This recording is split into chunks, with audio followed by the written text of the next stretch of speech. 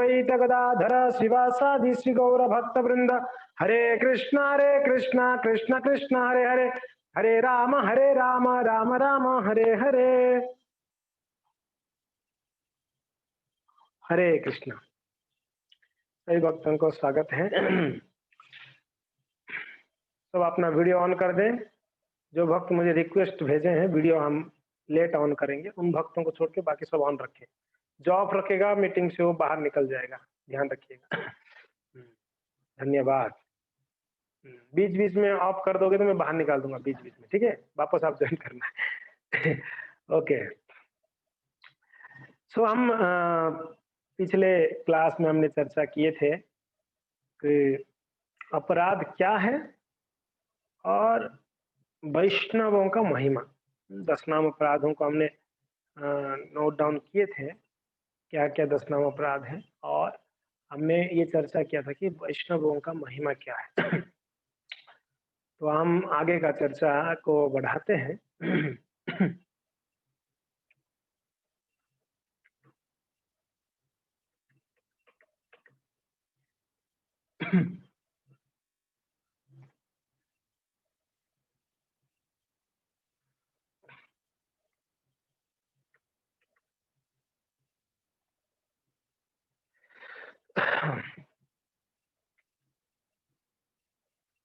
तो हमने ये चर्चा किए थे, भगवान भगवद गीता में कहते हैं जो दुराचारी भी होगा, सुदुराचारी भी होगा, अगर वो मेरे भजन में लगा है तो उसको साधु माननी चाहिए, क्योंकि वो क्षिप्रम भवति धर्मात्मा, वो बहुत जल्दी धर्मात्मा बन जाएगा। और वो क्या करेगा, वो भक्त बन जाएगा, और वैसा भक्त कभी भी नाश नहीं होता है। अर्जुन आप ये घोषित कर देना। तो वैष्णव जो है श्री भगवान के बहुत प्रिय होते हैं। इस संसार में भगवान का सबसे ज्यादा कोई प्रिय है तो वैष्णव है। भगवान न वैष्णव के बिना या भक्तों के बिना रह सकते हैं, ना भक्त भगवान के बिना रह सकते हैं।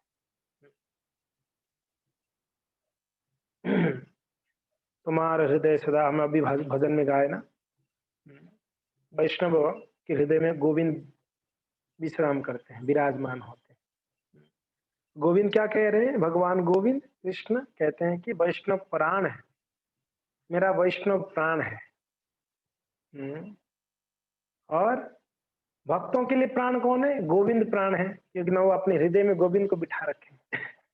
मच्चित्ता मदगत प्राणा बोधयंतम परस्परम कथयंतम समानित्यम तुष्यन्ति च रमन्ति च।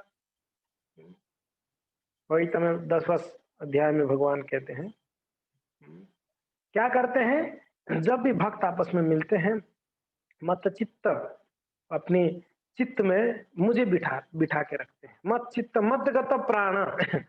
देखिए वैष्णवों का महिमा हम हर क्लास में, हर कथा में श्रवण करते हैं। जब तक ये महिमा को नहीं समझ पाएंगे हो सही तब तक हम अपराध करते ही रहेंगे। महिमा एक बार समझ में आ जाएगी तो अपराध करने से हम डरेंगे। तो यहाँ पर भगवान ने भविता में कहते हैं मत चित्त मदगत प्राण। ये भक्त कैसे होते हैं? वो उनकी चित्त में मुझे बिठा लेते हैं। और कुछ नहीं है उनका चित्त में, उनका चित्त में सिर्फ मैं ही बसा हुआ हूं। कितना भक्तों की रोम रोम में, खून खून में भगवान है। मत चित्त मतगत प्राण। इतना ही नहीं, मेरे बिना अपना प्राण को भी धारण नहीं कर सकते। मतगत प्राण, मेरे बिना प्राण भी चला जाएगा, छोड़ देंगे। अद्गत प्राण बोधयंतम परस्परम कथयंतस्य मानित्यम। इन लोग का कार्य क्या है? कथयंतस्य माम नित्यम, मेरे बारे में ही वार्तालाप करते हैं जब भी मिलते हैं। तुष्यंति च रमन्ति, और इसी में आनंद लेते हैं वैष्णव का। तो यहाँ पर ऐसी बात को पुष्टि की गई है। तो चैतन्य भागवत का बहुत सुंदर प्यारे वैष्णवेरो कृपाए से पाए विश्वंभर, वैष्णवेरा कृपाए से पाए विश्वंभर,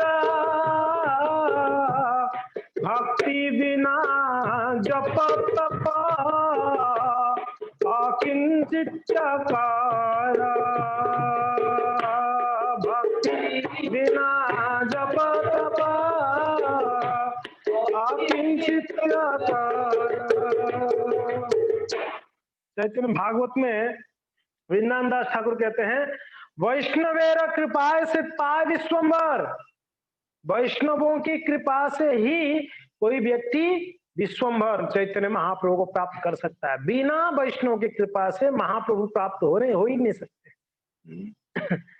और भक्ति बिना जप तप अकिंचित्य कर, ये जप तप अगर वैष्णव की कृपा नहीं हुई, और वैष्णव की कृपा नहीं होगा तो भक्ति कहां से होगा? ये जो भक्ति बिना नीचे लाइन में बताया गया है, वो वैष्णव की कृपा से ही तो भक्ति होती है, और वैष्णव का ही कृपा नहीं होगी तो ये भक्ति कहां से होगी? और भक्ति के बिना जप तप किंचित्य कर, ये जप तप जो करते हैं हम, ये अनेक प्रकार के व्रत आदि करते हैं, अनेक प्रकार के कितने कितने जप करते हैं, ये सारा जप तप अकिंचित्य कर, ये कोई काम का नहीं है। आप महाप्रभु का प्राप्ति नहीं करा सकता है। बताइए कितना महत्वपूर्ण है वैष्णव का कृपा। वैष्णव की कृपा बिना कोई श्री चैतन्य महाप्रभु का कृपा प्राप्त नहीं कर सकता है, कदापि नहीं। और हम सबका मूल उद्देश्य क्या है? चैतन्य महाप्रभु को प्राप्त करना, महाप्रभु की कृपा को प्राप्त करना। महाप्रभु बहुत दयालु है, परम दयालु है, महावदान्याय है, जरूर है, मगर जब तक हम वैष्णवों की कृपा नहीं प्राप्त करेंगे, महाप्रभु के अनुगत्यों में जो वैष्णव भजन कर रहे हैं उनकी कृपा नहीं लेंगे, तब तक महाप्रभु भी कृपा नहीं करेंगे। बहुत मुश्किल है महाप्रभु का कृपा प्राप्त करना। इसके लिए हमारा मूल उद्देश्य होना चाहिए वैष्णवों को प्रसन्न करे। ये उदाहरण तो मैंने कई बार बता दिया है, वैष्णवों का स्वभाव कैसे होते हैं। ये पराशर भट्ट एक शिष्य ने अनंत आलवर को पूछे थे। आप लोग सब तो ये सुने थे, मैं लास्ट क्लास में यह बताया था, कभी सुने हैं? कितना लोग सुने ये वाला उदाहरण? मैंने कई बार बता दिया क्लास में, सब लोग सुने हो? यस, नहीं सुने हैं आप लोग को याद नहीं, जो लोग हाथ नहीं उठा। वो वैष्णव को कैसे होते हैं करके पूछे तो उन्होंने बताया, वैष्णव कैसे होते हैं? वैष्णव होते हैं बक जैसा, मुर्गी जैसा, नमक जैसा, आपकी जैसा। ऐसे बोले थे। बक जैसा यानी कहते हैं जो बगुला होता है ना, बगुला, इसको बक कहते हैं। बगुला क्या करता है? बड़ा ध्यान में बैठा रहता है, और जब बड़ा मछली आता है तुरंत उसको पकड़ लेता है। तो कहते हैं वैष्णव वो प्रतीक्षा करते हैं कब मौका मिलेगी, कब सेवा का मौका मिलेगा, कब भजन का मौका मिलेगा, कब भगवान का गुणगान करने का मौका मिलेगा, तुरंत उसका क्या करते हैं, उस अवसर को तुरंत स्वीकार कर लेते हैं। फिर मुर्गी जैसा, मुर्गी क्या करता है? वो कितना भी कचरा होगा उससे खोद खोद कर अपने पैरों से क्या करता है, वो उसको जो मीन्स स्वादिष्ट है कीड़ा निकाल के खाता है, कितना भी कचरा क्यों ना उसमें से कीड़ा निकाल के खाएगा। तो कहते वैष्णव क्या करते हैं? कितना भी अवगुण होगा वो अवगुणों को नहीं देखेंगे, उसमें से ढूंढ ढूंढ के गुण निकालेंगे, ऐसे कहते हैं वैष्णव। अच्छा, कौन कौन ये उदाहरण सुने नहीं है? हाथ उठाओ तो कौन कौन नहीं सुने ये उदाहरण? एक दो, अच्छा काफी भक्त सुने नहीं है यहाँ पर जो हाथ उठा रहे हैं। ओके। क्योंकि ना बाकी तीन तो समझ में आएगा, लास्ट वाला है ना आपकी जैसा, वो समझ में नहीं आएगा। एक्चुअली एक भक्त थे, वो अनंत आलवार के पास तिरुपति बालाजी आए थे, तो उनके गुरुदेव जो है पराशर भट्ट को पूछे कि गुरुदेव वैष्णव कैसे होते हैं? तो पराशर भट्ट बोले एक काम करो, आप श्रीशैल धाम में जाओ, यानी तिरुपति बालाजी को श्रीशैल धाम कहते हैं, वहां पर एक वैष्णव है अनंत आलवार, जो रामानुजाचार्य के परम शिष्य हुए हैं, उनको पूछ लेना, वो आपका इसका उत्तर दे देंगे। जब यहाँ पर आए तो अनंत आलवार को मिले और प्रणाम किए, पूछे कि वैष्णव कैसे होते हैं, मेरा एक जिज्ञासा है। अनंत आलवार ध्यान नहीं दिए, चले गए इनका प्रश्न सुनकर। तो इनको लगा कि अरे उत्तर नहीं दिए मीन्स ये सही समय नहीं था पूछने का, हो सकता है इसके लिए उत्तर नहीं मिले। कोई बात नहीं, यहाँ पर रहूंगा, सेवा करूंगा, जब चाहे तो तब उत्तर देंगे वो, मैंने तो प्रश्न पूछ लिया। तो उन्होंने वहां रह के सेवा की, ठाकुर जी का, वैष्णव का सेवा किया, 6 महीने तक सेवा किए। और 6 महीना 7 महीने के बाद भगवान का ब्रह्मोत्सवम का समय आया। ब्रह्मोत्सवों के समय पर भगवान का बड़ा सुंदर उत्सव हो रही थी और सारे अलग-अलग देश-विदेशों से वैष्णव आए थे, भक्तगण आए थे, तो उन लोग के लिए व्यंजन बनाया गया था, प्रसाद बनाई गई थी। तो प्रसाद सर्विंग का समय आई, तो सारे वैष्णव बैठे थे, तो ये जो आया था ना पराशर भट्ट का शिष्य, वो भी बैठ गए प्रसाद लेने। सुबह से सेवा करते-करते थक गए थे, भूख लगा था, बैठ गए। तो अनंत आलवार वहां से गुजर रहे थे, वो देख लिए, बैठ के सेवा करो पहले, पहले सेवा करना चाहिए, बाद में प्रसाद लेनी चाहिए। तो उनको उठा दिए, एक्चुअली प्लेट बना हुआ था प्रसाद का पूरा प्लेट बना हुआ था, मगर उनको प्लेट खाने की प्लेट से उठा दिए, तो पहले सेवा करना चाहिए। तो उठे, उन्होंने सेवा किया, पहले बारी में हजारों भक्त खाए, दूसरी बारी में जब बैठे भक्त, ये वापस बैठ गए, बोले कि अभी तो भूख लगा, चलो सेवा हो गई। वापस बैठे तो वापस अनंत अलवर वहां से आके उठा दिए उनको प्लेट से, बोले उठो उठो, पहले सेवा करना चाहिए, बाद में खाना चाहिए। तो दूसरी बार भी उठा दी, चलो कोई बात नहीं, दूसरी बार उठे, सेवा किए, तीसरी बार में सारे वैष्णव खा लिए थे, कुछ गिने चुने वैष्णव थे, तो उनके साथ में इन्होंने बैठ के वो प्रसाद को ग्रहण कर रहे थे। उतने में अनंत अलवर आए, आके उनके सामने खड़े होके बोले, 6 महीना पहले आपने एक प्रश्न किया था मुझे। बोले, हाँ जी गुरुदेव महाराज।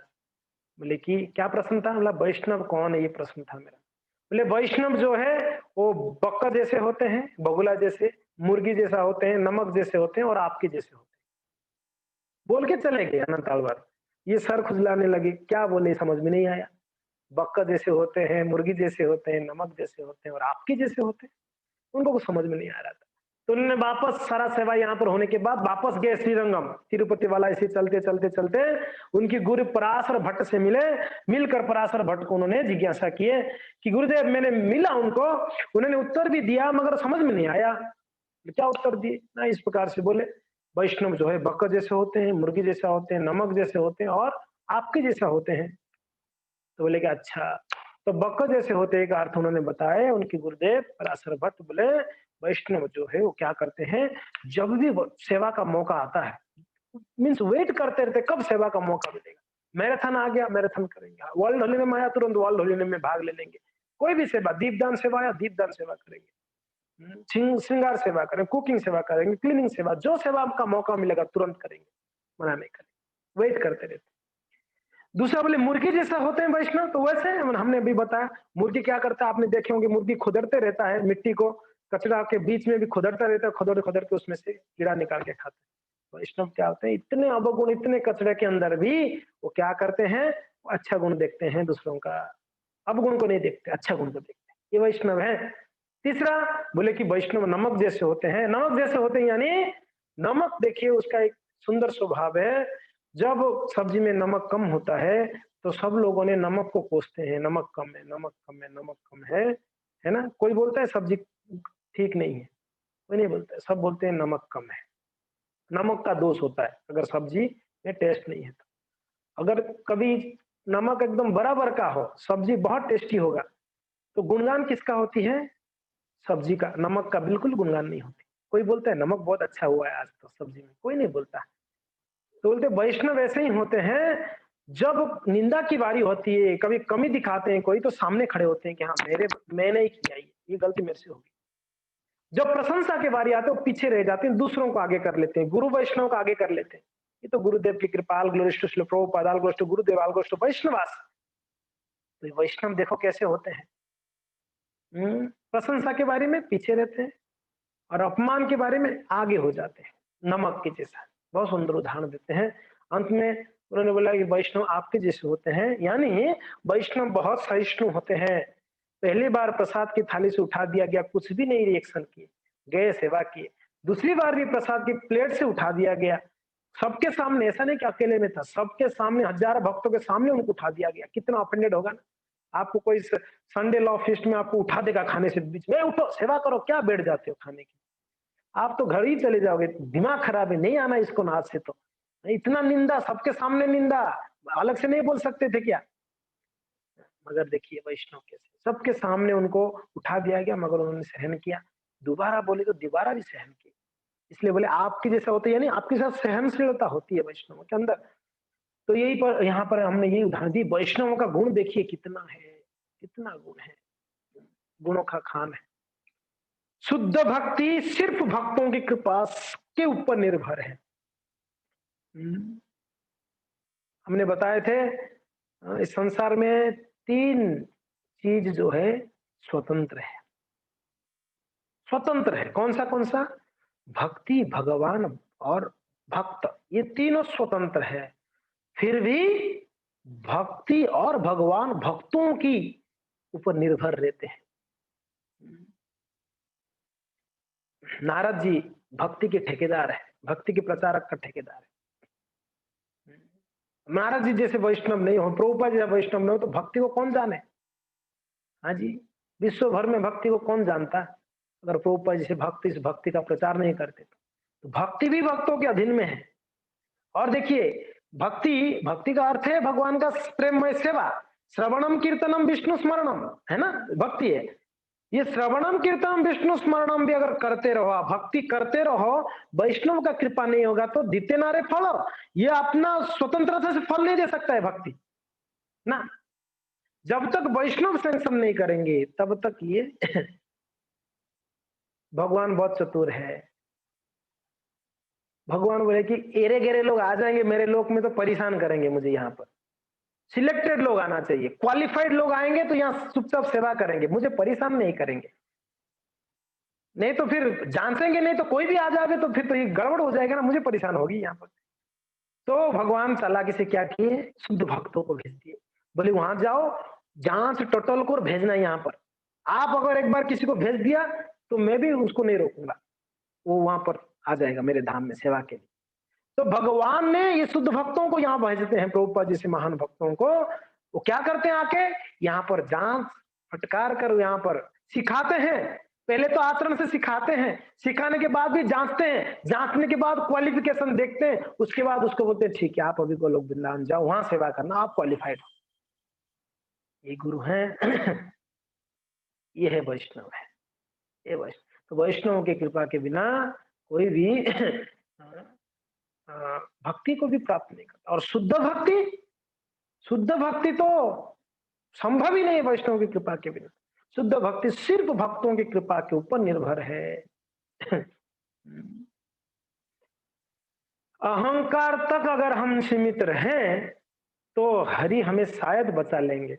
पॉइंट देखिए, अहंकार तक अगर हम सीमित रहें तो शायद हरि हमको बचा लेंगे। समझ में आया मैं क्या बोल रहा हूं? अपराध का जड़ क्या है? अहंकार है। अहंकार का नेक्स्ट स्टेप क्या है? अपराध है। ध्यान दीजिएगा, अहंकार का नेक्स्ट स्टेप अपराध है। अहंकार तक सीमित रह गया, मगर हम सीमित रहते कहां है जी अहंकार तक। अपराध, अहंकार है नहीं तो अपराध करेगा 100%। तो फिर भाई क्या करेंगे, भगवान क्या करे?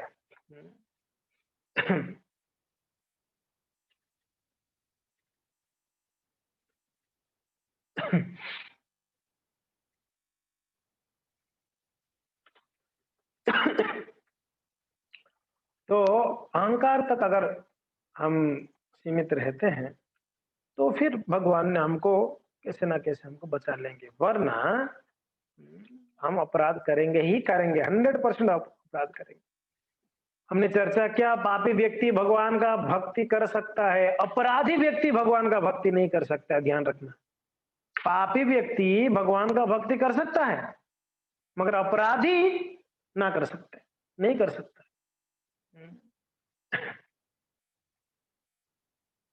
जगाई माधाई का क्वालिफिकेशन क्या था महाप्रभु का कृपा प्राप्त करने का?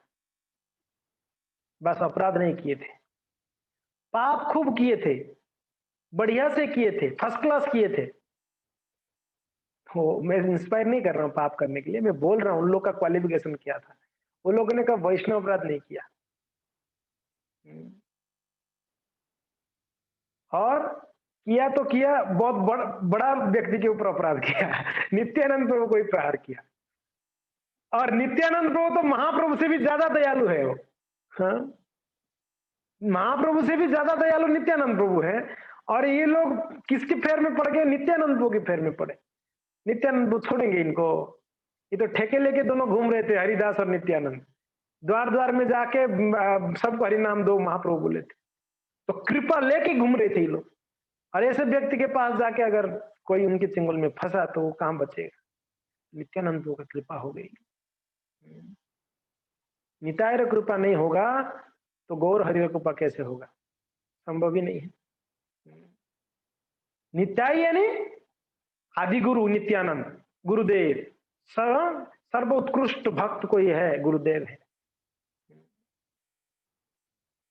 शुद्ध भक्त कहने का तात्पर्य है, अगर शुद्ध भक्त अगर चाहे तो कृपा कर सके, तो कृपा हमको निताय का चाहिए, हमको कृपा। तो ये क्वालिफिकेशन था, वो लोग वैष्णव अपराधी नहीं किए थे, मगर पापी व्यक्ति होने के बावजूद भी उन लोग को कृपा हो गई महाप्रभु।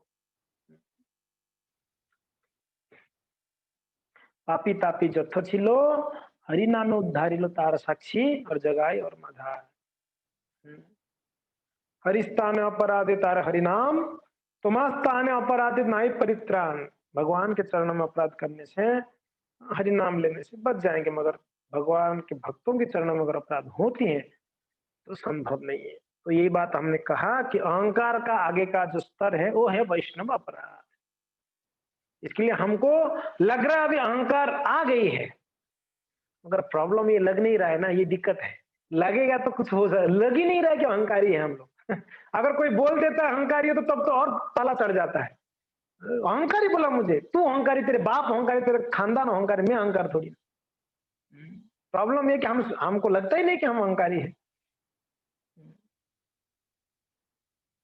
कैसे पता चला? पता कैसे चलेगा कि हम अहंकारी है कि नहीं है, क्या है? अगर वैष्णव के शरण में रहेंगे वो लोग ही बता देंगे कमी क्या है। देखिए, वैष्णव के सामने ट्रांसपेरेंटी होनी चाहिए हमारा जीवन। ट्रांसपेरेंस समझ रहे हैं ना? बिल्कुल क्या बोलेंगे उसको, कोई कोई कपटता नहीं होनी चाहिए। कहने का तात्पर्य है, ऐसा नहीं कि वैष्णव के सामने हम छुपाते, कभी कभी तो हम इतना झूठ बोलते थे। पारदर्शी पारदर्शी होनी चाहिए। वैष्णव के सामने पारदर्शिता होनी चाहिए हमारा जीवन। वो एक माता जी बोले कि प्रभु जी हमने उदयपुर आए थे, आपको फोन किए, आपने उठाए नहीं, 2 बार फोन किए तो हम चले गए प्रभु। एक्चुअली वो बोले कि हम उदयपुर आए थे, बोले कि मिलना चाहिए था, आए थे तो प्रभु जी हमने 2 बार फोन किया, आपने उठाए नहीं। मिला कि हो ही नहीं सकता कि मुझे फोन आया है, और सच में वो लोग फोन नहीं किया। ऐसा कभी नहीं हुआ कि कोई फोन किया मेरे से मिस मिस हो जाता है तो 1-2 दिन के बाद तो फोन कर ही देता हूँ। तो बोल दी कि नहीं हम फोन किए थे। नहीं आप फोन नहीं, चलो वो बोले नहीं नहीं नहीं किए थे किए थे। चलो कोई बात नहीं किए थे, अब इसमें क्यों झूठ बोलने का? तो नहीं प्रभु जी नहीं कर पाए, नहीं हम लोग व्यस्त हो गए थे, नहीं कर पाए, क्षमा करिए, या नहीं कर पाए, जो भी है। सीधा झूठ, फोन ही नहीं किया, एकदम ऊपर डाल दिया, आपने फोन नहीं उठाया, हम तो फोन किए थे आपको। अभी क्या बताए? कपटता नहीं, कपटता से नहीं चलेगी। कपटता का जो अपोजिट है वो सरलता। वैष्णव के सामने सरलता होनी चाहिए। तो अहंकार तक सीमित हो तो अच्छा। अहंकार, अगर अहंकार से नहीं बच पाएंगे तो अपराध तो होगा ही होगा। तो इसलिए वैष्णव के शरण में रहेंगे तो हमको हर स्टेप में लगेगा कि मेरे अंदर बहुत अहंकार है, हर स्टेप में हमको ऐसे प्रतीत होगा। और स्वयं से अगर हम कोई किसी की शरण में नहीं रहकर भजन करेंगे तो अहंकार का तो मीन्स के बोलते हैं ना, पूरा पल्ला हाई हो जाएगा, फिर भी नहीं पता चलेगा अहंकार में। तो इसके लिए ध्यान रखना चाहिए वैष्णव के साथ। अगर वैष्णव डांटते हैं तब तो अति उत्तम है, आप एकदम सेफ हो। वैष्णव सिर्फ आपका गुणगान ही करते, वाह कमाल कर दिया, आज तो आपने क्या प्रसाद बनाया, हो गया कल्याण। सिर्फ गुणगान हो रही है, मगर वैष्णवों का कर्तव्य है दूसरों को इंस्पिरेशन करना, इंस्पायर करना, क्या बोलते हैं, एप्रिसिएशन करना।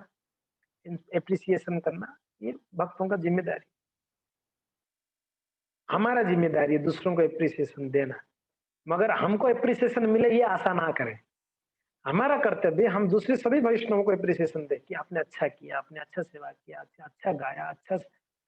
वैसे हमारे बारी आता है कोई हमको कहते हैं आप बहुत अच्छा किए, तब क्या करना चाहिए? उस एप्रिसिएशन को गुरु वैष्णव को ट्रांसफर कर देना चाहिए कि ये तो गुरु वैष्णव की कृपा है। ध्यान देना चाहिए। तो इसके लिए जब वैष्णव के साथ में रहेंगे, हाँ, अभी देखिए रहेंगे तो तब हमारा कमी तो दिखेगा, वैष्णव हमको फटकारेंगे। हम दूर ही रहेंगे, अरे छोड़ो इनके साथ रहने से यार हमेशा बोलता रहता है, ये नहीं करता है, ये करना चाहिए, वो नहीं करना चाहिए। छोड़ो इनके साथ में नहीं रहना है। मैं उनके साथ रहूँगा। एक्चुअली हमको अच्छा किनके साथ रहने को अच्छा लगता है? जो हमेशा हमारा अच्छा बोले हमको। आप अच्छे हो, अच्छे हो। जो अच्छा बोलते रहे उनके साथ में हमको अच्छा लगता है। जो हमको डाँटते, फटकारते, कमी निकालते तो उनके साथ में रहने को इच्छा नहीं होता है, उनके पास में जाने को नहीं इच्छा। अरे ये प्रभु जी बहुत गुस्सा वाला प्रभु जी है। तो नहीं, इनसे बात नहीं करना, उनके नज़दीक नहीं आना। गुस्सा कुछ भी बोल देते हैं, गलती होने से चिल्ला देते हैं। अरे बाहर से वो हो सकते हैं आपको गुस्सा कर रहे हैं, अंदर से बहुत सॉफ्ट होते हैं वैष्णव, हृदय से बहुत सॉफ्ट। हमारे एक गोपाल कृष्ण महाराज के एक शिष्य हैं, आप सब जानते हैं, परम पूज्य अपना कौन महाराज जी? बढ़िया महाराज जी, प्रबोधानंद सरस्वती महाराज। प्रबोधानंद सरस्वती महाराज जी बाहर से बहुत कड़क है, बहुत बहुत गुस्सा, अगर थोड़ा गलती करो गुस्सा करेंगे, डांटेंगे तुरंत। तो महाराज हृदय से इतना सॉफ्ट है, आप सोच नहीं सकते कितना सॉफ्ट, बहुत सॉफ्ट। हमने सब्जी में अगर कुछ कमी हो तो तुरंत सबके सामने बोलेंगे, क्या है सब्जी में इतना नमक कोई डालता है क्या? माता जी को बोल देंगे। मगर व्यवहार बहुत सॉफ्ट है। यानी भक्त कैसे होते हैं? स्ट्रेट फॉरवर्ड होते हैं, मगर हृदय कोमल रहता है। स्ट्रेट फॉरवर्ड यानी गलत को छुपाते नहीं है, बोल देते हैं, मगर हृदय से बहुत सॉफ्ट होता है। तो इसके लिए भक्तों के सामने पारदर्शिता होगा तो हमको गाइड करेंगे। तो इसके लिए हमको अहंकार किस स्तर तक अगर रह जाए तो अच्छा, नहीं तो उसके आगे हमारा अपराध तो हो ही जाएगा। बस सुंदर एक श्लोक है, न भजन्ति कुमनिशिनं सयुज्यं हरि आराधनात्म धन प्रिय रसज्ञः श्रुत धन कूल कर्मणामदर्ज्य विदधति पाप किंचन सुसत्सु। भगवान उन भक्तों को अत्यंत प्रिय होते हैं जिनके पास कोई भौतिक संपत्ति नहीं है, किंतु जो भगवत भक्ति को ही अपना धन मानकर प्रसन्न रहते हैं। दरअसल भगवान ऐसे भक्तों के का भक्ति की कार्यों का आनंद लेते हैं। जो लोग अपनी शिक्षा, देख लीजिए भगवान किसके ऊपर प्रसन्न है, किसके ऊपर प्रसन्न नहीं है, ये बता रहे हैं इसमें। भागवत का चौथा स्कंद का 31 अध्याय का 21 नंबर श्लोक में बताते हैं। मगर कहते हैं जो लोग, देख लीजिए यहां पर, जो लोग अपनी शिक्षा, संपत्ति, कुलीनता और सकाम कर्म इत्यादि भौतिक वस्तुओं की मदद से वहां फूले रहते हैं। क्या है? फूले रहते हैं, अहंकार में फूले रहते हैं। बोला ना, अहंकार का नेक्स्ट स्टेप अपराध है। जो अपनी शिक्षा, जो अपनी संपत्ति, जो अपनी कुलीनता, उच्च कुल में है, ब्राह्मण कुल में है या ब्राह्मण के क्षत्रिय कुल में, हम तो ऐसे उच्च कुल में है, और सकाम कर्म इत्यादि भौतिक वस्तुओं की मदद से फूले रहते हैं, वे कभी कभी भक्तों का उपहास करते हैं। ऐसे लोग यदि भगवान का पूजा करते हैं, ऐसे ऐसे लोग यदि भगवान की पूजा करते भी हैं तो वे उसे कभी स्वीकार नहीं करते हैं। ध्यान दीजिए, भगवान कहते हैं इस बात को। क्या बोल रहे हैं? बोलते हैं कि अगर कोई उच्च कुल में उच्च शिक्षा संपत्ति के द्वारा मदान्ध होकर अगर वैष्णव को उपहास करता है, वैष्णव निंदा करता है, ऐसे लोग अगर भगवान का पूजा पाठ भी करते हैं, लाखों चढ़ा देते हैं रुपया, 56 भोग चढ़ा देते हैं, तो भी भगवान स्वीकार नहीं करते हैं ना। न भजंती कुमसी नाम इज्जा। क्या काम का है बताइए, इतना पूजा पाठ भी। इसके लिए कर्मी लोग जो वैष्णव अपराधी है उनसे ज्यादा ज्यादा भगवान को प्रसन्न है जो कर्मी है, जो वैष्णव को अपराध नहीं करता है कम से कम, वो अच्छे हैं। अभी हम चर्चा करेंगे, आगे हम चर्चा करेंगे इसको डिटेल वाइज। कर्मी अच्छा है हमसे, अरे कर्मी छोड़ लो, चैतन्य भागवत में यहाँ तक बताया गया है, एक क्या दारू पीने वाला भी श्रेष्ठ है सन्यासी से, ऐसे बताया गया। इसके लिए बहुत बहुत खतरनाक है। देखिए भागवत का और एक, देखिए सब हमारे पास प्रमाण है, शास्त्र प्रमाण है हमारे लिए। क्या कहते हैं, राहु गणेत तपसा न जाति, ना तेज्य सानील बणपाद गृहाद्वा, न छंद सामैव जलाग्नि सूर्य, बिनार महत्पाद रजोभिषेकम। हे रोगन, हे राजा रोगन, कौन कह रहे हैं, जड़ भरत महाराज जी कहते हैं रोगन को, कहते हैं महापुरुषों की चरण कमलों की धूलि से संपूर्ण शरीर को मलने के लिए मलने के बिना परम सत्य की प्रतीत नहीं हो सकती। जब शुद्ध भक्तों की चरण रज बिना महत्पाद रजाभिषेकम, शुद्ध वैष्णवों की चरण रज से जब तक अपने आप को अभिषेक नहीं कर लेते हैं, स्नान नहीं कर लेते हैं, तब तक भगवान को समझ पाना बहुत कठिन है। ब्रह्मचर्य धारण करने, गृहस्थ जीवन के विधि विधान का अनुसरण, वानप्रस्थ के रूप में गृह त्याग अथवा संन्यास ग्रहण करने, या शीत ऋतु में जल में घुसकर घोर तपस्या करने, या ग्रीष्म ऋतु में अग्नि से घिरे रहने, झुलसती धूप में पड़े रहने, जैसे कठिन तपस्या से परम सत्य की प्रतीत नहीं हो सकती। परम सत्य को जानने के लिए आप और भी अनेक साधन है, किंतु परम सत्य उसे ही प्राप्त होते हैं जिसे किसी महान भक्त का अनुग्रह प्राप्त हो। कितना कितना मीन्स वैष्णवों का महिमा बता दिया गया। बिना महत्पाद अजोभिषेकम, बिना महान भक्तों का, संतों की कृपा के बिना वो तो भगवत को प्राप्ति हो ही नहीं सकता है। ये बहुत प्रसिद्ध श्लोक है, आप सब जानते प्यारे, भक्त पद धूलियारा, भक्त पद जला, भक्त पद धूलिया, भक्त पद जला, भक्त भुक्त अवशेष,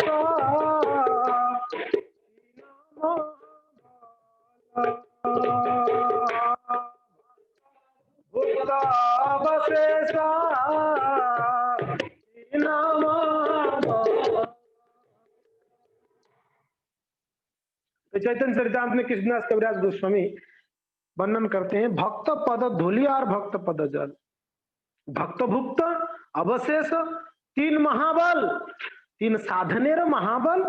ये हमारे भक्ति की साधन में तीन बहुत बल देता है। भक्त का चरण का रज, यहाँ पर बताया गया ना, बिना महत्पाद रजोभिषेकम, भक्तों की चरण रज बहुत बहुत महिमापूर्ण है। और भक्त पद जल, उनके भक्त के चरणों को धुआ हुआ जल, और एक भक्त द्वारा छोड़े गए जो भोजन है, अवशेष है, उच्छिष्ट, ये तीन बहुत शक्ति प्रदान करता है भक्ति के लिए। भक्ति के लिए शुद्ध भक्तों की चरण रज, चरण धुला हुआ पानी, और भक्ता भुक्ता अवशेष। बताओ, इतना छोड़ दो, ये भक्त पद धूलि, भक्त पद जल, भक्त भुक्त अवशेष, सिर्फ वैष्णव का दर्शन कर लिया आपने, वो भी बहुत शक्ति प्रदान करते हैं आपको, सिर्फ दर्शन कर। हम लोग का दुर्दशा क्या है पता है? देखिए प्रैक्टिकल सोचिए, हमारा दुर्दशा, मान लो गुरुदेव हमारे सामने है, मैं प्रैक्टिकल बोल रहा हूं, गुरुदेव हमारे सामने है, उस समय सलमान खान आ जाएगा वहां पर, हमारा नजर बार बार कहां जाएगा आप बताइए? प्रैक्टिकल बोलिए, भावुकता में नहीं, प्रैक्टिकली बोलिए, किन के ऊपर नजर जाएगा? 100% सलमान खान के ऊपर जाएगा। हमारे लिए वो हीरो है। जब तक गुरुदेव को अपने जीवन में हीरो नहीं बनाया आपने, तब तक हमारा दुर्दशा ही दुर्दशा है, मैं सच बोल रहा हूं। अभी तक भौतिक व्यक्ति के प्रति, भौतिक संपदा के प्रति कितना हमारा लगाव है, प्रैक्टिकल ही है, ये समझ जाइए, प्रैक्टिकल सोच लीजिए आप। हम किसको ये देते हैं ज्यादा ध्यान? उनको देंगे, गुरुदेव को। कौन है ये गुरुदेव? कौन है ये वैष्णव? अरे गोलोक वृंदावन से उतर के आए हमारे लिए, हमको ले जाने के लिए आए हैं। हमने लास्ट टाइम चर्चा किए थे ना वैष्णवों का कैसे वो कल्याण है रो खानी। वैष्णव कैसे है? वैष्णव चरित्र कल्याण और खानी। वैष्णव का चरित्र कल्याण का खान, वो कल्याण इतना कल्याण भरा हुआ रहता है।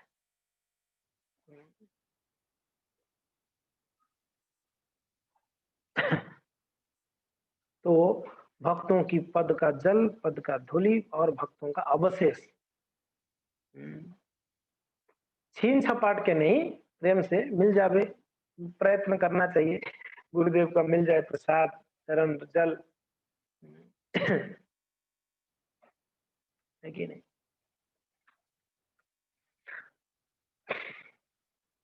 निरपेक्षम मुनिम शांतम निर्वैरम समदर्शनम अनुब्रजाम्यहम नित्यम पुण्ययत्यम गिरेणु भी। देखिए भगवान क्या कहते हैं, शुद्धक को क्या बोल रहे देख लीजिए। भगवान क्या बोल रहे देख लो। निरपेक्षम मुनिम शांतम निर्वैरम समदर्शनम। ऐसे निरपेक्ष मुनि जो शांत होते हैं और निर्वैरी होते हैं, उनका कोई वैरी नहीं होते हैं। समदर्शिन, सबको समान दृष्टि से देखते हैं।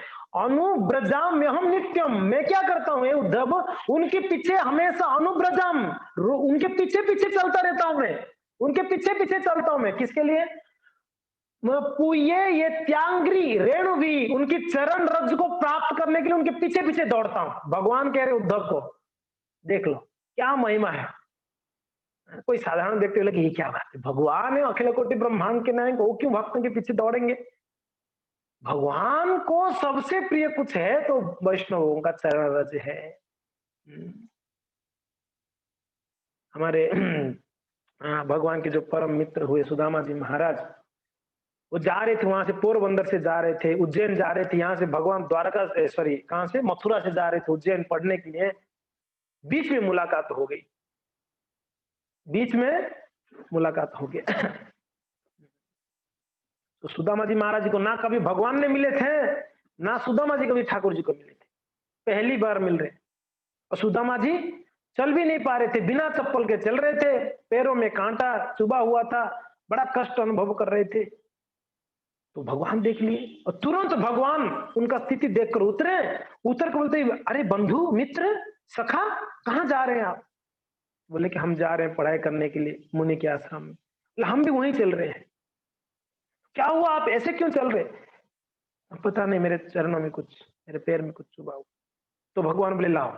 भगवान उनके चरण को लिए हाथ में, देख लो ठाकुर जी उनके हाथ में चरणों को लिए, उनके भक्त का, निरपेक्ष भक्त सुदामा जी महाराज। आपको पता है क्या किए?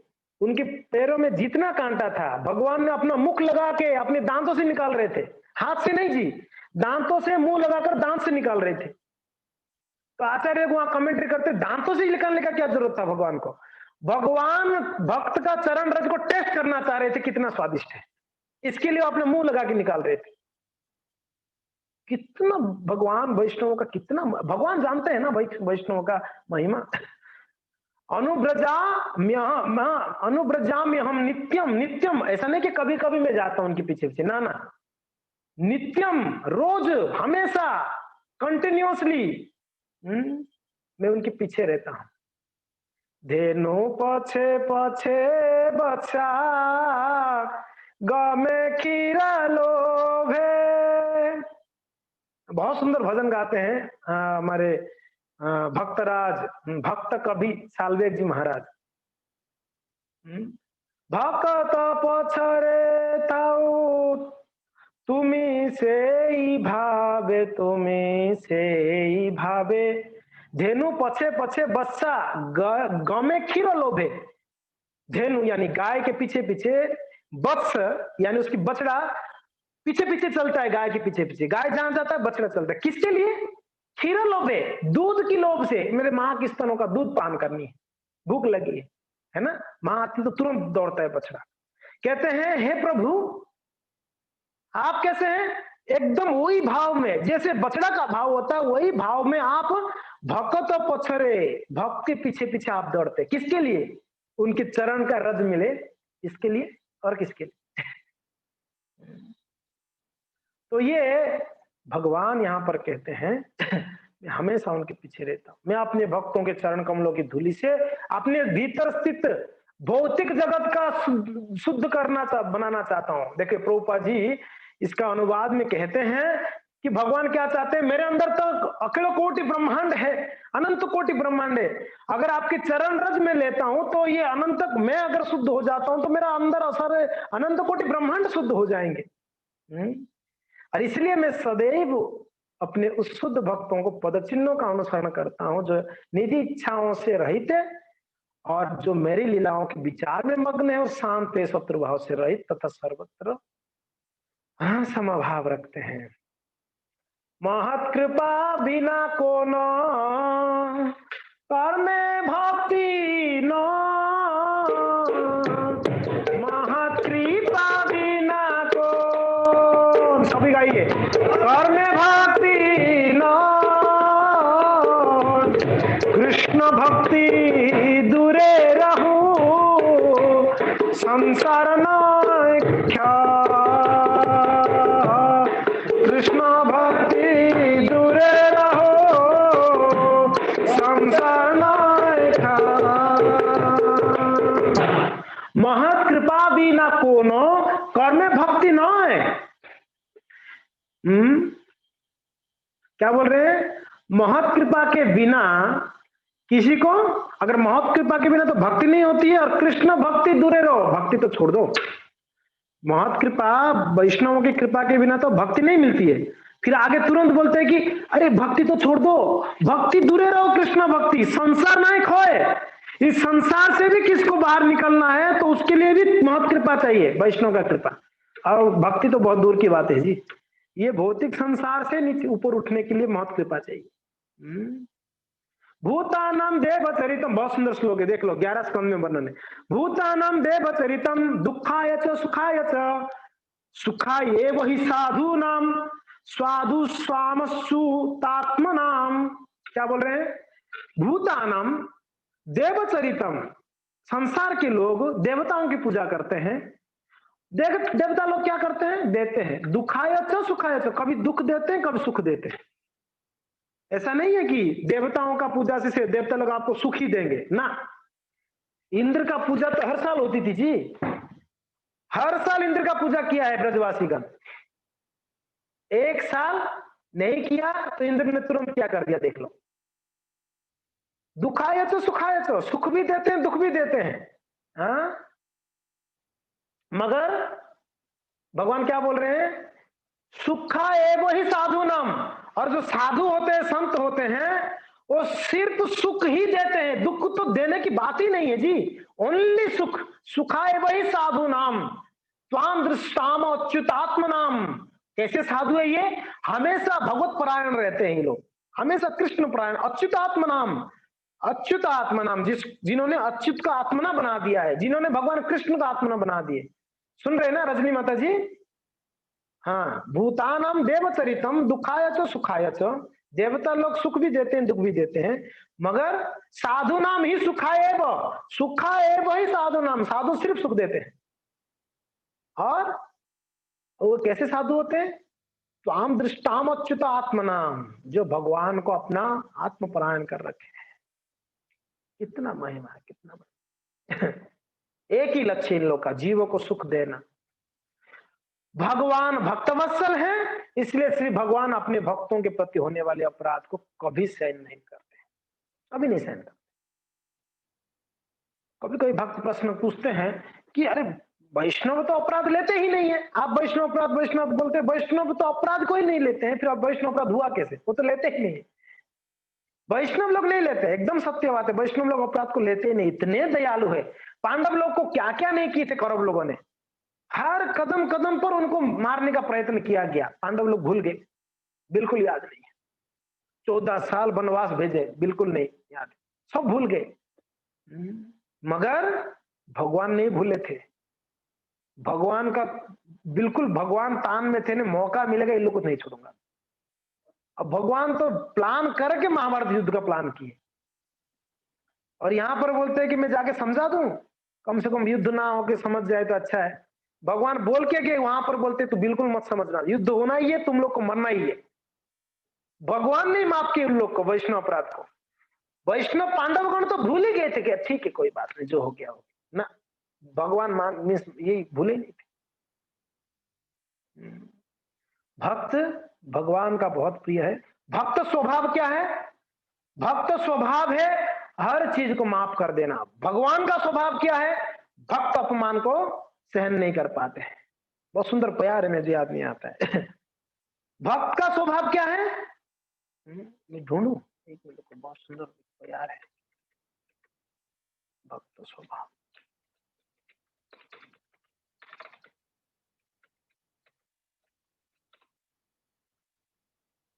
हाँ मिल गया।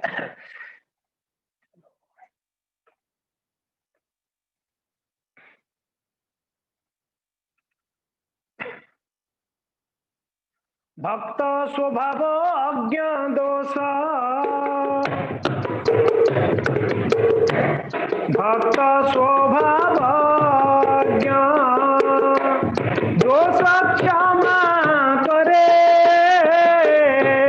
भक्त स्वभाव अज्ञान दोष क्षमा करे, कृष्ण स्वभाव भक्त निंदा सहिते न पारे,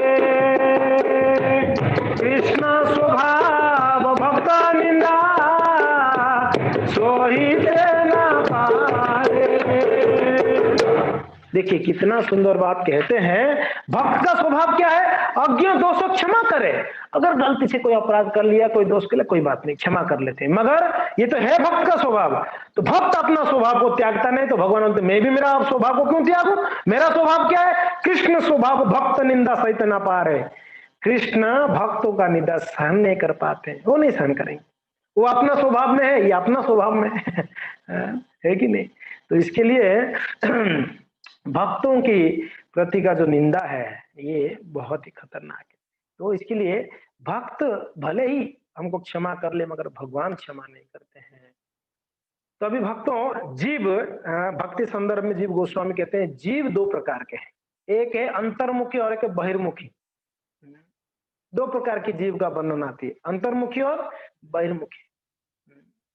अंतर्मुखी जीव यानी कनिष्ठ, मध्यम, उत्तम।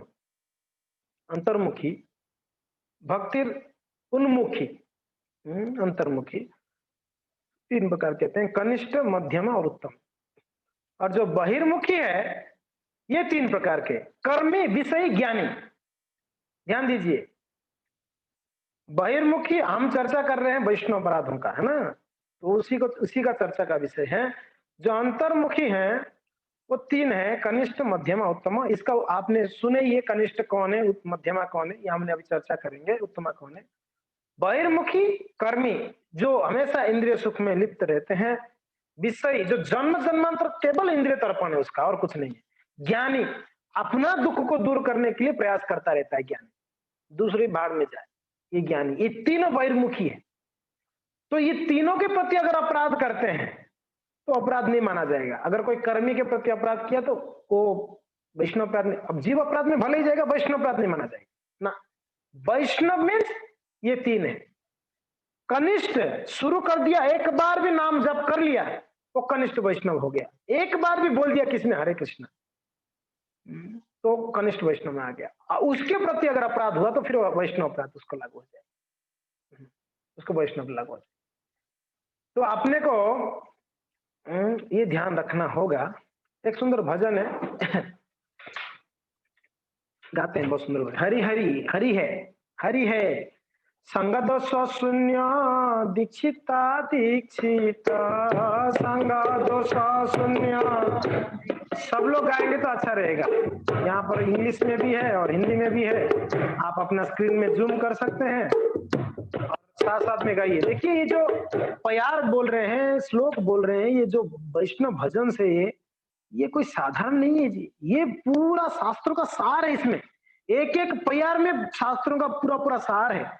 ये भजन में सार है, वैष्णव का सार है। इसमें गाइए, संग दोष शून्य दीक्षिता दीक्षिता, संग दोष शून्य दीक्षिता दीक्षिता, जदि तब नाम गाय, जदि तब नाम गाय,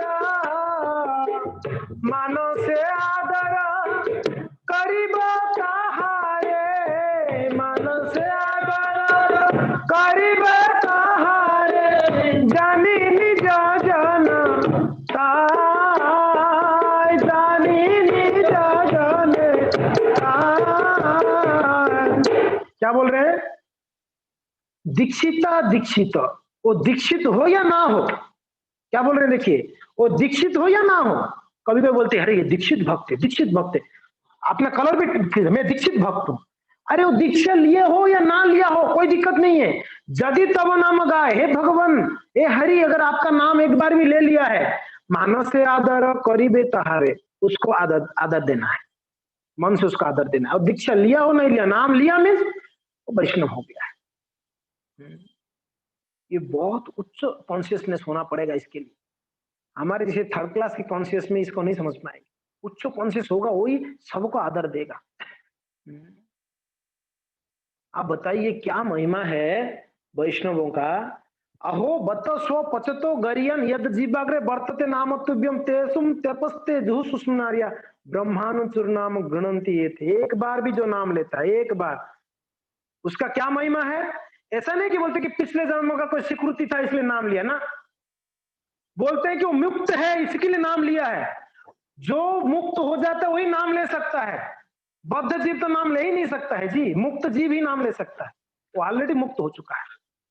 ये मैंने कह रहा हूं कि जीव गोस्वामी भक्ति संदर्भ में वर्णन की इस बात को। यस, प्रभुपाद जी तात्पर्य में लिखते हैं भागवत में, बोलते हैं ये संसार में हर एक जीव भगवान की वैष्णव है, मूलभूत वैष्णव है, सभी भक्त है। कितना उच्च कॉन्शियस होगा ना, ऐसे समझना। तो दीक्षित हो या नहीं दीक्षित हो, कोई बात नहीं, उनको आदर देनी है, उनको रेस्पेक्ट देनी है, उनको सम्मान करनी है। और मानस से आदर करीबे तहारे, जाने निज जनता है, उसको अपना समझकर। एक होता है ना, अरे ठीक है प्रणाम वंशा कल्पतरु, हमारा वंशा कल्पतरु जैसा ही होता है, बस उतना ही तक सीमित है। वंशा कल्पतरु मुंह में, यहां से नहीं, यहां से होती है, यहां से होनी चाहिए वंशा कल्प, तब कृपा मिलेगी। कृपा मिलना है, लेना है तो यहां से करनी पड़ेगी, यहाँ मुख से कुछ नहीं होगा। बाहर जाओ, वंशा कल्पतरु विषय तेरे को बताऊंगा बाद में। वंशा, ये बदमाश आदमी, वंशा कल्प क्या मतलब है इसका। हृदय में इतना कपटता है, उसके प्रति इतना ईर्ष्या द्वेष है, अब बाहर से वंशा कल्प, बार बार प्रभु जी क्षमा कर ली, मेरे से अपराध हो गया प्रभु जी, मैं और नहीं, हमेशा क्षमा मांगते, हमेशा उसके प्रति ऐसी दृष्टि रखते, क्या मतलब ना। हृदय सरल करिया, सरल हृदय करके वैष्णव के सामने झुकनी है, तो उसको आदर देना है, क्या समझकर, अपना मानकर, अपना मानकर उनको आदर देनी है। दीक्षित हो या जो दीक्षा नहीं लिया है तो उसको तो आपको मन से आदर करनी है। दीक्षित हो या भजे तू आप दीक्षित, बोलिए बोलिए,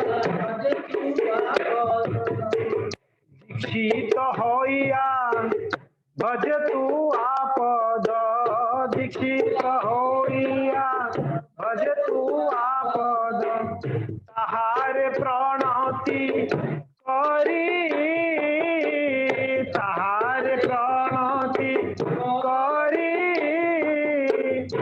अनन्य भजने विज्ञ से जना, अनन्य भजने विज्ञ से जना, तहारे से विभो हरि,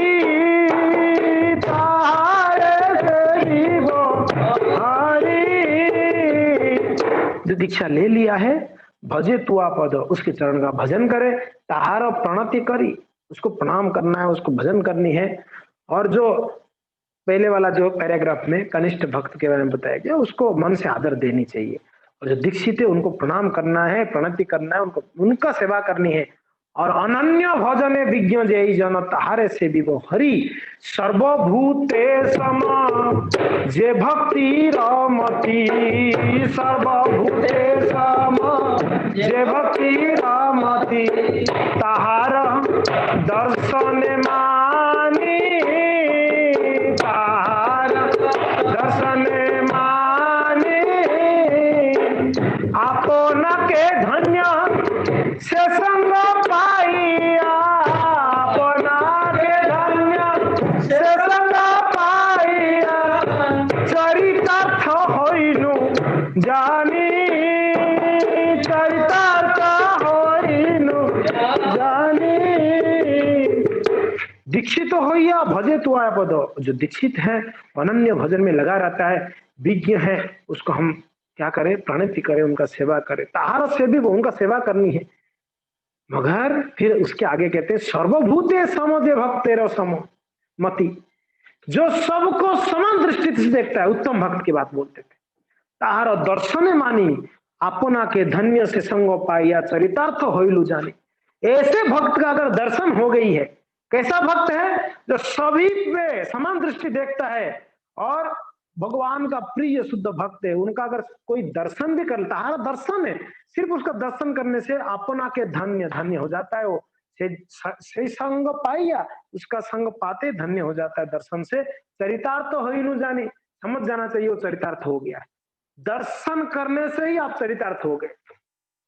निष्कपटमति वैष्णवेर प्रति निष्कपटमति वैष्णवेर प्रति या धर्म कबे पावो या धर्म कबे पावो कबे संसार सिंधु पार होए कबे संसार सिंधु पार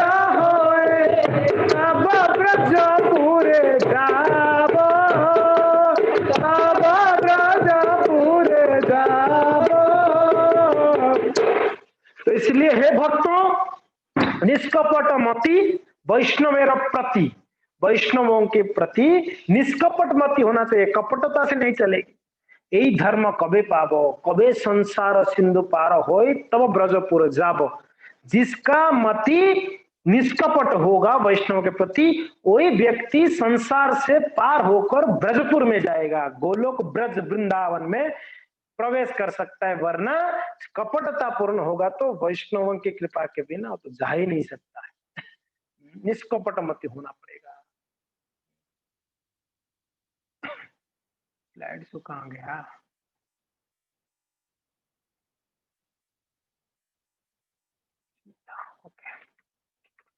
तो इसके लिए ठीक है नेक्स्ट चलते हैं। तो हम लोगों को ये तीनों से ऊपर उठना है। पहले तो कर्मी विषयी ज्ञानी से ऊपर उठना है। उठने के बाद हम कम से कम कनिष्ठ स्तर तक आए तो अंतर्मुखी होंगे, अंतर्मुखी में आ जाएंगे और अंतर्मुखी जब हो गया तो वो वैष्णव अपराध वहां पर लागू हो जाएगी। वैष्णवेरो ठाई जा रहा है अपराध कृष्ण कृपा होइले तार प्रेम बाध। ये और एक बड़ा सुंदर प्यार है। क्या बोल रहे हैं? वैष्णवेरो ठाई जार होय अपराध। अगर किसी का वैष्णव के प्रति अपराध हो गया कृष्ण कृपा होइले, मान लो कृष्ण उसके ऊपर कृपा कर रहे हैं, वो तार ना प्रेम तार प्रेम बाध, उसको प्रेम नहीं प्राप्त होगा, प्रेम में बाधा मिलेगा, कृष्ण प्रेम नहीं मिलेगा। कृष्ण कृपा करने पर भी कृष्ण का प्रेम नहीं मिलेगा। बड़ा विचित्र बात कर दी है यहाँ पर तो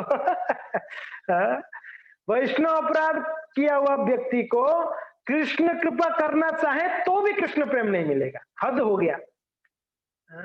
और मैं नहीं कह रहा हूं, ये तो वृंदावन दास ठाकुर चैतन्य भागवत में एकदम यहाँ पर विस्तृत बोल रहे हैं। वैष्णव मेरो ठाई जार होय अपराध कृष्ण कृपा होइले अवतार प्रेम बाध। प्रेम नहीं हो पाएगा, उसको प्रेम नहीं मिलेगा, बहुत कठिन है। ना हम विसंके सुरराज वज्रान। सही बोलिए, भागवत का सुंदर श्लोक है।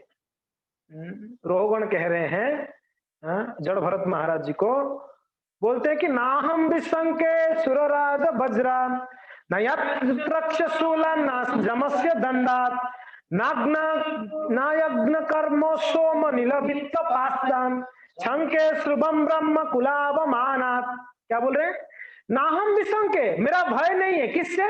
सुर राज वज्रन,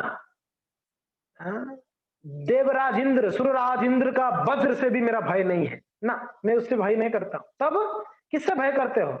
ना त्रक्षशूलन, आप क्या महादेव जी का त्रिशूल से भय करते हो? ना त्रक्षशूलन, महादेव का त्रिशूल से भी भय नहीं मुझे। ना हम विष्णु ना त्रक्षशूलन, त्रक्षशूलन भी मैं भय नहीं करता। तब तो यम पास, यम दंड से तो भय करोगे ही ना, यमराज जी के दंड ना। ना हम विशंके ना यमस्य दंडम, मैं यमराज के दंड से भी भय नहीं करता हूं जी। फिर ना अग्नि, अग्नि से ना, अग्नि से भी नहीं। फिर अर्क, सोमा, नीला, वित्तपास्त्र, वित्तपास्त्र वो कुबेर का पास, कुबेर पास है ना, कुबेर पास से भय करते हो ना, अग्नि से नहीं, सोम से नहीं, वित्तपास्त्र से नहीं। फिर मेरा तो एक ही भय है, विशंके शंके वृषम ब्रह्म कुलाभिमाना। मेरा भय क्या है जी? मेरा एक ही चीज से भय करता हूं मैं, ब्रह्म कुलाभिमानम, कोई भगवत भक्त के चरणों में मेरा अपराध ना हो जाए, अपमान ना हो जाए, उनके प्रति अपराध ना हो जाए, वो मुझे भय लगता है। बाकी मैं किससे नहीं डरता। इतना सुंदर बात कहते हैं। तो इसके लिए हम लोगों को किसी को भय नहीं होना चाहिए। बहुत हम बोलते हैं हम किसी को डरते नहीं है, हम तो भाई बोलते हैं ना, हम अपने मन के राजा है, बहुत अच्छा है, किसी को नहीं डरना चाहिए। वैष्णव अपराध से डर के रहना चाहिए हमेशा। इतना डरनी चाहिए, इतना डरनी चाहिए कि अपराध दृष्टि होते तुरंत एकदम, हाँ वो बोलते हैं ना, रिमाइंडर आना चाहिए, गलत कर रहे हो, गलत कर रहे हो, अपराध कर रहे हो, गलत कर रहे हो, अपराध कर रहे हो, तुरंत होनी चाहिए। देखिए कितना कितना कितना हमारे पास मीन्स प्रूफ है। अभी चैतन्य चरितमृत में बहुत सुंदर प्यार है। यदि वैष्णव अपराध उठे हाथी माता, यदि वैष्णव अपराध उठे हाथी उपाड़े बा छिंडता सुखाया पाता, उपाड़े बा छिंडे तारा सुखाया पाता। तो अभी तक हमने वैष्णवों की महिमा सुने है कि नहीं? कितने महिमापूर्ण है। भगवान भी वैष्णवों का पीछे पीछे रहते, उनके चरण रज रहने के लिए। और वैष्णव स्वभाव से बड़े दयालु होते हैं, और वैष्णव की कृपा के बिना भक्ति प्राप्ति नहीं हो सकता है। भक्ति तो दूर की बात है, इस संसार से मोक्ष भी नहीं प्राप्त हो पाएगी वैष्णव की कृपा के बिना। इतना महिमा है वैष्णव का गुण, वैष्णव का संग। ऐसे अगर वैष्णव के चरण, यदि वैष्णव अपराध, अगर किसी वैष्णव के साथ अपराध हो जाता है, उठे हाथी माता, ये अपराध हाथी, मत्त हाथी, मत्त यानी पागल हाथी के बराबर है। उपाड़े व छिंडे तार सुखाए पाता। क्या करता है? जैसे हाथी होता है, पागल हाथी, वो क्या करता है, अगर कोई सुंदर से सुंदर गार्डन में घुसा, अगर प्रवेश करता है, मत्त हाथी बहुत सुंदर है, गार्डन फूल फल आदि से भरा हुआ है, बड़ा सुंदर है, मगर पागल हाथी अगर उसके अंदर प्रवेश करता है तो होता क्या है? वो पूरा गार्डन को उजाड़ देता है, पूरा गार्डन को।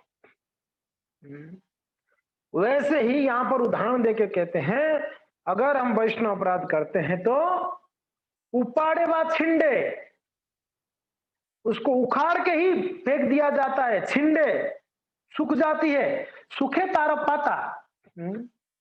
हमारा जो भक्ति रूपी जो लता है, एक्चुअली वृक्ष होता तो भी ठीक है, हाथी को थोड़ा सा प्रयास करना पड़ता है। अगर बड़ा वृक्ष होगा तो हाथी को उखाड़ने के लिए थोड़ा सा दम लगाना पड़े। अगर कोई लता होगी, लता जानते हैं ना, जो बड़ा सॉफ्ट होता है लता, लता स्वयं से भी नहीं खड़ा हो पाता है, उसको सहारा चाहिए। उसको सहारा चाहिए लता को। हमें प्रीति माता जी गिलोय का पेड़ दी तो उसको सहारा हो, लेकिन नीम को सहारा देना पड़ेगा, नहीं तो ऊपर ही नहीं चढ़ेगा। हम नीम की सहारा में चढ़ा दी उसको, वो सहारा से गिलोय चढ़ गया ऊपर। ऐसे जो लताएं होते हैं वो बहुत कोमल होते हैं। हमारा भक्ति ऐसे ही लता के जैसा है, एकदम सॉफ्ट है। और अभी तो अंकुरित भी नहीं हुआ जी, बीज बोया है, अंकुरित हो रहा है अभी। और अंकुरित होने के लिए हम क्या कर रहे हैं? श्रवण कीर्तन रूपी जल सिंचन कर रहे हैं। अंकुरित हो रहा है और तब तक हम वैष्णव अपराध कर दिए तो होगा क्या? वो तो उठने से पहले हाथी अगर पैर डाला तो खत्म, कुचल कर खत्म हो जाएगा। अभी तो चलो थोड़ा बड़ा होगा तो हाथी उसको सूंड में उखाड़ के कुछ करे। अभी तो अंकुरित भी नहीं हो हमारा भक्ति की लता, अभी हम वैष्णव अपराध कहेंगे तो क्या होगा? वो उठने से पहले ही, जगने से पहले ही उसको मार दिया जाएगा। और लता अगर बढ़ भी गया है थोड़ा और सॉफ्ट होता है, ज्यादा समय नहीं लगता उसका पत्ता सूख जाने के लिए। थोड़ा सा भी, और लता को कितना ध्यान देनी पड़ती है आपने देखा है? आपके घरों में अगर लता लगाए होंगे, उसको बहुत ध्यान देना होता है। नॉर्मली दूसरा वृक्षों को चल जाएगा, मगर लता होगी तो उसको आपने प्रॉपर पानी, प्रॉपर धूप, प्रॉपर उसको सहारा देंगे तो ही ऊपर वो बढ़ता रहेगा। वैसे हमारा भक्ति इतने इतने कोमल है जी, इसको बिल्कुल ध्यान देनी पड़ेगी। हर स्थिति में ध्यान देने, कहीं मुझे अपराध नहीं हो जा रही। हमने जोरदार भक्ति करते हैं, खूब नाम जपेंगे, खूब सेवा करेंगे, जोरदार इस तरफ, मगर उस तरफ जोरदार अपराध भी हो रहे हैं। ये जोरदार कितना भी करो, वहां अपराध हो रहा है तो खत्म हो जाती। स्वीकार्य ही नहीं है ना, भगवान तो स्वीकारते ही नहीं है। क्या काम का तेरा नाम जपते रहे तू। हमने लास्ट क्लास में चर्चा क्या की है? बहु जन्म करी यदि श्रवण कीर्तन, तबे तो ना पाओ से कृष्ण प्रेम धन। बहु जन्म तक भी नाम जपेगा, श्रवण कीर्तन करेगा, तब भी कृष्ण का शरण को प्राप्त, कृपा नहीं प्राप्त कर पाएगा अगर वैष्णव अपराध कर लेगा। इसके लिए अगर वैष्णव अपराध कर दिए तब तो हाथी माता के सदृश मत्त हाथी, और ये सारा हमारा भक्ति की लता को उजाड़ देगा। और ये 100% है। इसका कहीं कहीं कहीं उदाहरण है शास्त्र में। जितना गुणगान वैष्णवों का है, जितना गुणगान नाम का है, उतना ही जो है बताया गया है कि खतरा कितना है, कितना खतरा है अगर अपराध कर लोगे तो।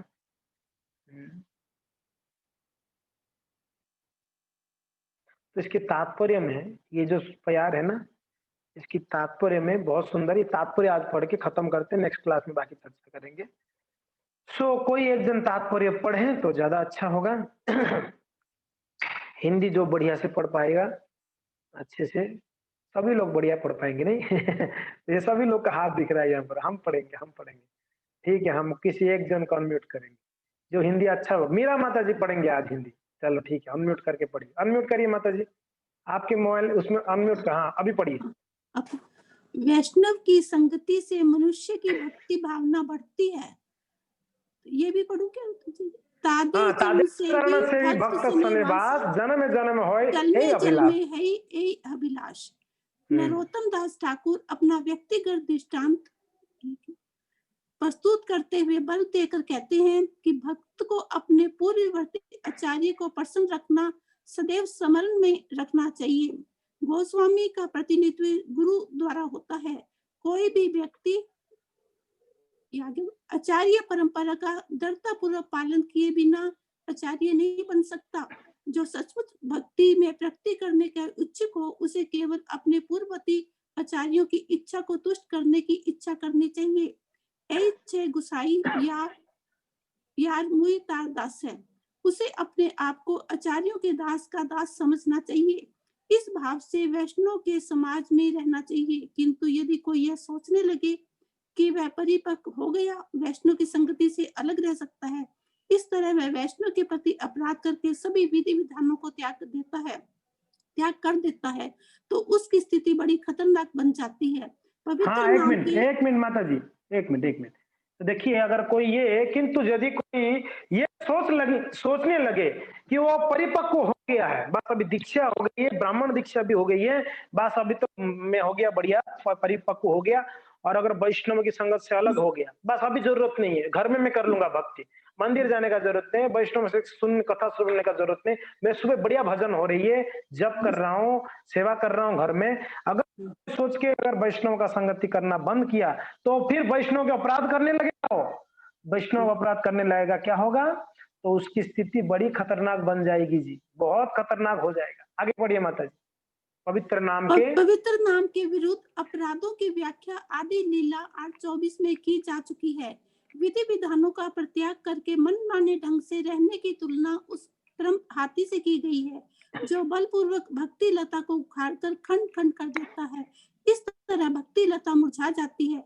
ऐसी स्थिति में तब विशेष रूप से उत्पन्न होती है जब कोई अपने गुरु के आदेशों का उल्लंघन करता है तो गुरु अवज्ञा कहलाती है। अतः भक्त को सतर्क रहना चाहिए कि गुरु के आदेशों का उल्लंघन करके उनके विरुद्ध कोई अपराध न कर बैठे। गुरु के आदेशों का देखिए, उल्लंघन सर्वप्रथम यहाँ पर बताया गया है, प्रभुपाद जी कहते हैं सर्वप्रथम तो ध्यान रखना है कि हम कोई गुरुदेव का आदेशों को तो अवमानना नहीं कर रहे हैं।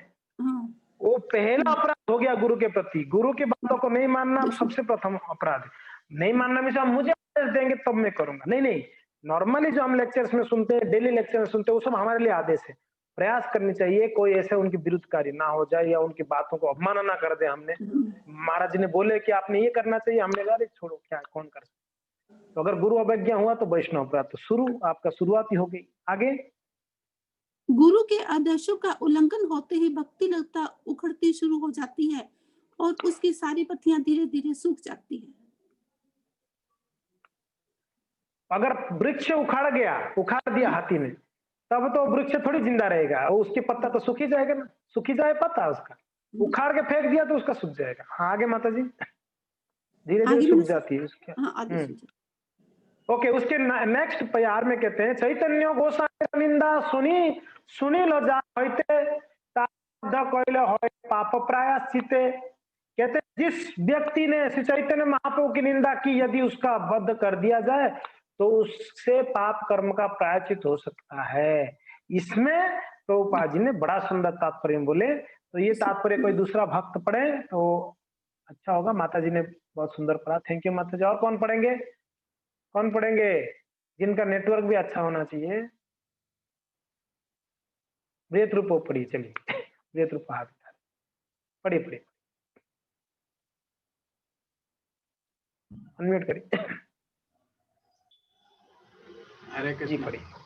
हाँ जी। इस व्यक्ति ने श्री चैतन्य महाप्रभु की निंदा की, यदि उसका वध कर दिया जाए तो उससे पाप कर्म का प्रायश्चित हो सकता है। तात्पर्य वैष्णव की निंदा के विषय में स्कंद पुराण का निम्नलिखित उद्धरण हरि भक्ति विलास में प्राप्त होता है। यो ही भागवतम लोक उपासम नपोक्तम करोति तस्य नश्यन्ति अर्थ धर्म यश सुता निंदा कुर्वन्ति ये मूढ़ा वैष्णवानां महात्मनानां प्रदन्ति पृथ्वी सार्थ महारोव संयति हन्ति निंदिन्ति वे देष्टि वैष्णवा निभिनन्ति क्रुद्धयन्ते यान्ति नो हर्ष दर्शने पतन्तानि षष्ठ। मार्कंडेय तथा भागीरथ की इस वार्ता में कहा गया है कि हे राजन, जो महाभागवत का उपवास करता है उसके पुण्य कर्मों का फल, उसका ऐश्वर्य, उसका यश तथा उसके पुत्र नष्ट हो जाते हैं। सारे वैष्णव महान आत्मा होते हैं। जो भी उनकी निंदा करता है वह महारोव नामक नरक में जा पड़ता है। उसके साथ ही उसके पूर्वज भी आते हैं। जो कोई वैष्णव का वध करता है या उसकी निंदा करता है और जो कोई वैष्णव से ईर्ष्या करता है या उस पर क्रोध करता है अथवा जो भी वैष्णव को देखकर नमस्कार नहीं करता या हर्ष का अनुभव नहीं करता, वह निश्चित रूप से नरक में गिरता है। हरे कृष्ण। बहुत बढ़िया, थैंक यू। ये मेरे लिए कितना सभी के लिए, आपके लिए नहीं, सभी के लिए कितना महत्वपूर्ण बात की गई यहाँ पर। देखिए निंदा कुर्वन्ति जे मूढ़ा वैष्णवानां महात्मनां पतन्ति पितृभिः साधम महारोरव संगिनी। अरे उसका तो चलो क्या दुर्दशा होगा, उनका साथ साथ में उसका सारे परिवार की पितृभिः पतन्ति पितृभिः, उसकी पूर्वज पितृगण भी क्या होंगे, नौ महारौरव में जा गिरेंगे। करेंगे अपराध हम, गड़बड़ी, हमारे पूर्वज लोग गिरेंगे नरक में सीधा। जहीं भी होंगे तो सीधा नरक चले जाएंगे। कितना खतरनाक है वैष्णव, आप देख लो। बोले कहाँ फंस गई यार, पहले ठीक था यार, भक्ति में आके फंस गई, अभी अपराध अपराध वो ठीक था ना पहले। ए वीडियो ऑन करो, जो जो वीडियो ऑफ रखा है। तो तो यहाँ पर कहा गया है कि एक मिनट में शेयर करता हूँ। हंति निंदन्ति वैदेष्टि वैष्णवानां नाभिनंदन्ति क्रुध्यते याति न हर्षम दर्शने पतनानि षड। ये 6 प्रकार के वैष्णव के प्रति अगर कोई अपराध करता है तो क्या होगा, वो किसमें गिरेगा, नरक में जाएगा। क्या कह रहे हैं देखिए, कह रहे हैं जो कोई वैष्णव को मारता है, पहली बात है, पहला ध्यान रखिए, उसको अगर कोई वैष्णव को मारता है या उसका निंदा करता है, एक मारता है एक निंदा करता है, 2 हो गया। और जो वैष्णव को ईर्ष्या करता है, तीसरा, या उनसे नाराज या गुस्सा होता है, चौथा है गुस्सा करना, या जो कोई भी उसे प्रणाम नहीं करता, प्रणाम नहीं भी करता है तो भी फंस जाएंगे, देख लो, वो भी अपराध है। नहीं भी करना या करना तो ठीक है, अब नहीं करेंगे तो भी फंसेंगे। प्रणाम नहीं करता या उसे देखकर खुश नहीं होना, वैष्णव को देखकर अगर प्रसन्न नहीं हुआ, मुंह मोड़ दिया, ये आपका कल्याण हो जाएगा। देख लो भाई, समझ में आया। अगर कोई वैष्णव को मारता है, निंदा करता है, ईर्ष्या करता है या गुस्सा करता है या प्रणाम नहीं करता है या उनको देख के प्रसन्न नहीं होता है, तो क्या होगा, वो निश्चित रूप से नरक में जाएगा, नरकगामी होता है, निश्चित, एकदम पक्का है ये बात, कोई उसमें दोहराए नहीं है, पक्का से पक्का जाएगा नरक। आप बताओ, इतना भक्ति करते हैं हम, वैष्णव अपराध करके खत्म हो जाएगी सब, नरक चले जाएंगे। कितना ध्यान देनी चाहिए हम लोग को, कभी कोई वैष्णव का चर्चा ना करे, किसी भी परिस्थिति में ना करे। कौन कर सकता है चर्चा, कौन कर सकता है, राजा प्रजा के बारे में चर्चा कर सकता है। जो राजा है वो कोई प्राणी, वो प्रजा ऐसे कर रहा है तो उसको अगर ऐसे दंड देंगे तो सुधर जाएगा, नहीं करेगा दोबारा, वो चर्चा राजा कर सकता है अपने मंत्रिमंडल से बैठकर। हम थोड़ी करेंगे, हम राजा थोड़ी है। लीडर कर सकता है, किसी के अंडर में 10-15 कर्मचारी है तो वो अगर किसी का कमी देखेगा, चर्चा करेगा तो उसको सुधारने के लिए, वो भी ईर्ष्या से नहीं, सुधारने के लिए वो कर सकता है। हमारा कोई क्वालिफिकेशन नहीं किसका कमी देखना ना। यहाँ क्या क्या बता दिया गया, अगर आप देख के खुश भी नहीं होगे, हंसना चाहिए, वैष्णव को देख के हंसना चाहिए, खुश होना चाहिए। है कि नहीं। और खुश होने के लिए उनके प्रति आपका व्यवहार मीन्स उसके साथ अच्छा जमना चाहिए ना, तब तो उसको, नहीं तो कहाँ से आ गया, दिमाग खराब है यार, अब आएगा 2 घंटा बैठ के प्रवचनबाजी करके जाएगा, छोड़ो।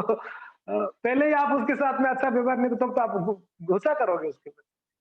वैष्णव के प्रति अच्छा व्यवहार रखोगे, प्रेम व्यवहार रखोगे, उसको देख के प्रसन्न होगे, वैष्णव को देख के। अब बता क्यों प्रसन्न नहीं हो, मेरा कहने का तात्पर्य यह है, मेरा प्रश्न है क्यों ना हो।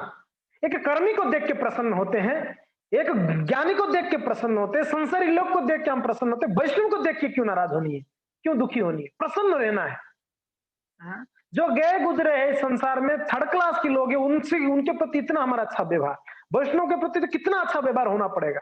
वैष्णव यानी जो भक्ति को स्वीकार किया, नाम जप किया, एक बार नाम जप किया, वो हजारों गोहत्यारा से भी बढ़कर है, एक बार नाम जप किया, इतना महान है वैष्णव।